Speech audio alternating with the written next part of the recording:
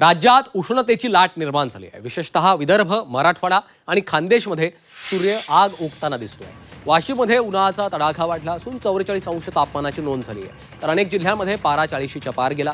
उष्माघातामुळे वाशिममध्ये एका 25 वर्षाच्या तरुणाचा मृत्यू झाला। दुपारी बाहेर पडणं टाळा, बाहेर पडताना काळजी घ्या असं आवाहन देखील प्रशासनाकडून केलं जात आहे।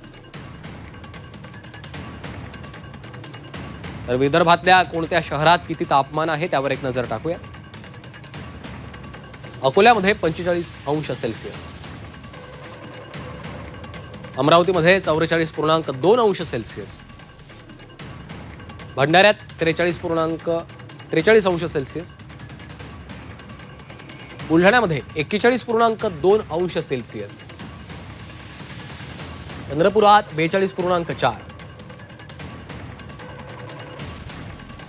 गोंदियात 43.5, नागपूरमध्ये 44.4 अंश सेल्सिअस, वर्ध्यात 45 अंश सेल्सिअस पर्यंत तापमान गेलेलं आहे। यवतमाळमध्ये 43.2